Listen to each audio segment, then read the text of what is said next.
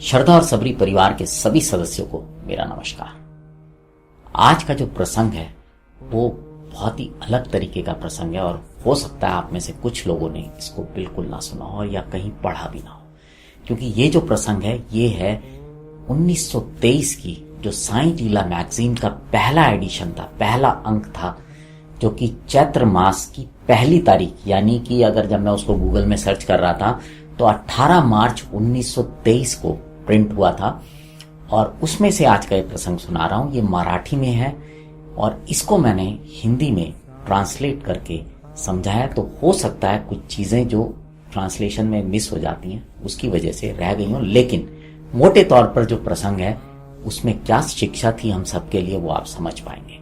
इस प्रसंग को सुनाने के दौरान हमने कुछ चित्र इस्तेमाल किए हैं जो हम नहीं जानते किसने खींचे, किसने बनाए, लेकिन बाबा से प्रार्थना करेंगे कि उन सभी लोगों पर अपना आशीर्वाद और अपनी कृपा बनाए रखें और साथ ही साथ जो श्रद्धा और सबरी परिवार है उसके सदस्यों का भी मार्गदर्शन करते रहें। तो अब आते हैं आज के प्रसंग पर उसको शुरू करने से पहले आपको बताता हूं, जो कि शायद आप सब लोग जानते भी होंगे, कि जब बाबा शिरडी आए थे तो उसके बाद 3 लोग बाबा की सदैव सेवा करते रहते थे।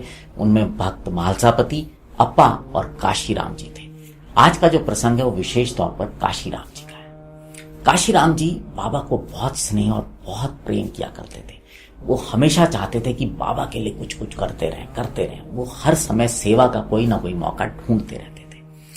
उनके पास जो भी अपनी पैसे आते थे वो पोटली बाबा के समक्ष रख देते थे और बाबा जो उनको देते थे जिद करते थे, इनफैक्ट मैं बोलूं तो, कि बाबा उसमें से कुछ ले लें।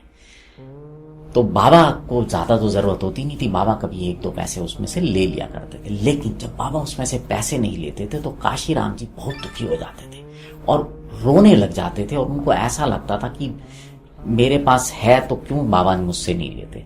तो धीरे धीरे कहीं ना कहीं उनको इस बात का थोड़ा सा अहंकार होने लगा कि मैं बाबा को धन देता हूं। बाबा ने उन्हें कई बार मना किया लेकिन वो नहीं माने। अब समय बीतता रहा और काशीराम जी की जो वित्तीय स्थिति है वो धीरे धीरे खराब होने लगी, लेकिन बाबा अब उनसे रोज दक्षिणा मांग लिया करते थे।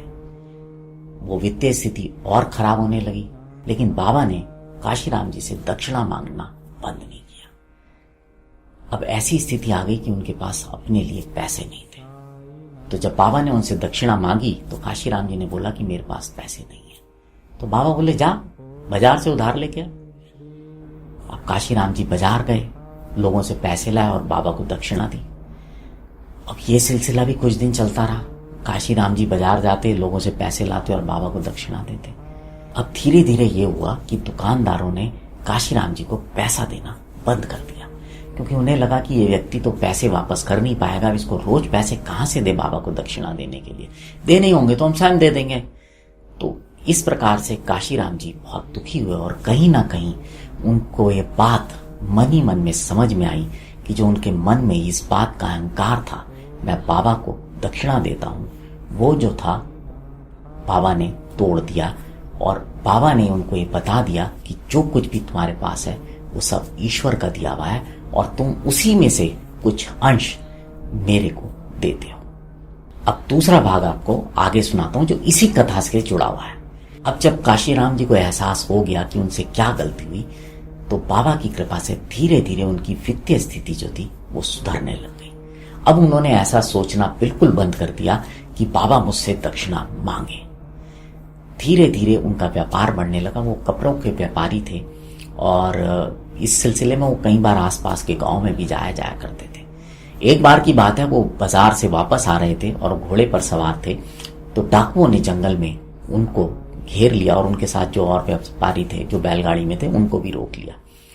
और डाकुओं ने सामान मांगा जो कि काशीराम जी ने बिना बेझिझक कोई विरोध किए उनको दे दिया।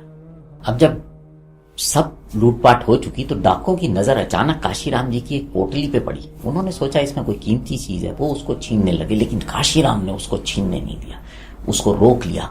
आप जानकर हैरान हो जाएंगे कि उस पोटली में चीनी थी जिसको कि डाकू कोई कीमती वस्तु समझ रहे थे।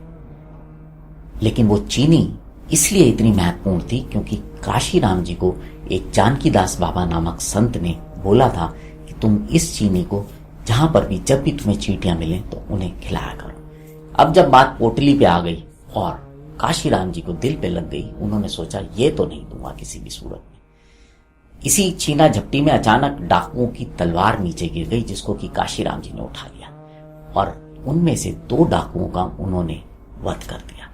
तभी पीछे से किसी तीसरे डाकू ने उनके सर पर बहुत जोर से प्रहार किया, जिससे कि वो चोटिल होकर नीचे गिर गए और करीब करीब ऐसा लगने लगा कि वो मृत हो गए हैं। डाकू उन्हें मृत समझकर वहां से चले गए। अब जो और भी लोग काशीराम जी के साथ वापस आ रहे थे, उन्होंने जब काशीराम जी की स्थिति देखी तो उन्होंने सोचा इनको अस्पताल लेके जाया जाए। लेकिन काशीराम जी को थोड़ी देर में होश आया और उन्होंने बोला, मुझे अस्पताल नहीं जाना, मुझे मेरे साईं बाबा के पास शिरडी ले चलो। लोगों के बहुत जिद करने पर भी काशीराम जी अस्पताल नहीं गए और शिरडी आ गए और शिरडी आकर बाबा के पास पहुंच गए। बाबा ने माधवराव देशपांडे यानी कि श्यामा को उनकी सेवा में लगाया और कुछ समय बाद काशीराम जी ठीक हो गए। तो आज के इस एक प्रसंग में 2 कथाएं थी और पहली से जो शिक्षा है वो बाबा हमें ये देते हैं कि तुम ये मत सोचो कि तुम कुछ कर रहे हो, क्योंकि जो कुछ तुम्हारे पास है वो सब ईश्वर का दिया हुआ है और ईश्वर की मर्जी के बिना आपके पास ना कुछ आता है ना आप कुछ कर सकते हो। तो इसलिए जो भी आप कर रहे हो वो ईश्वर की सेवा कर रहे हो, अपने अंदर दाता का अहंकार ना लाएं। और दूसरा, जो कि काशीराम जी के माध्यम से उन्होंने बात बताई कि बाबा पर श्रद्धा और विश्वास, वो श्रद्धा और विश्वास अडिग होना चाहिए अपने गुरु पर, भगवान पर, ताकि आप सही तरह से उनकी सेवा कर सकें। अगर आपको आज का यह प्रसंग अच्छा लगा हो तो इसे और भी लोगों के साथ साझा कीजिएगा। अब आपसे विदा लेता हूं, जुड़े रहें श्रद्धा और सबरी के साथ। नमस्कार।